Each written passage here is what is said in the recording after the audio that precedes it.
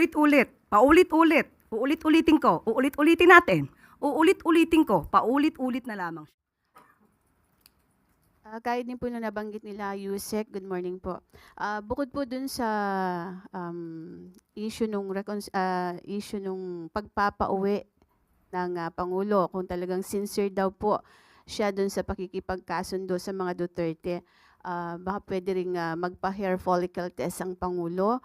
May mga kondisyon po para lang maipakita daw yung sinceridad po ng ating Pangulo dun sa kanyang pakikipag-reconcile or pakikipagkasundo sa mga Duterte. Ano pong reaksyon ng Malacanang dito? Ulit-ulit, paulit-ulit, uulit-ulitin ko, uulit-ulitin natin. Peke, ang video na siyang pinespread or isiniwalat nitong si Atty. Harry Roque. Dapat pa natin siyang paniwalaan? Uulit-ulitin ko, paulit-ulit na lamang siya. Yusek, follow-up lang po. Hindi naman din po batay dun sa video lang yung panawagang magpa-hair follicle test ang Pangulo. Bukod po doon, medyo... Paulit-ulit po ulit? Hindi Hair follicle test po ulit? Yun po yung ilan sa tingin nyo ba meron silang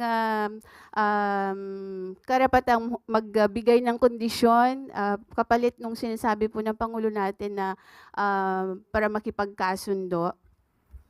Ang pakikipagkasundo po ay para sa taong bayan, hindi para sa personal na interes ng iba. Alalahanin po natin, maliwanag, uulit-ulitin ko ang sinabi ng Pangulo, sa lahat ng tao, gusto niya pong makipagkasundo para magkaroon ng stability, magampanan ang dapat magampanan at hindi madiskaril ang trabaho ng gobyerno. Ayaw po niya ng away. So, ang awayan na to, ang siya nagpapabagal sa trabaho ng gobyerno dahil puro paninira. Puro fake news na natatanggap ng Pangulo. So, ang pakikipagkasundo sa lahat, hindi lamang para sa mga Duterte, ay tama lang po na gawain ng Pangulo bilang ama ng bansa. Magsasakripisyo na siya kahit siya na po yung sinisiraan, kahit siya na po yung binibigyan ng maling kwento at binibigyan at ginagawa ng peke na video.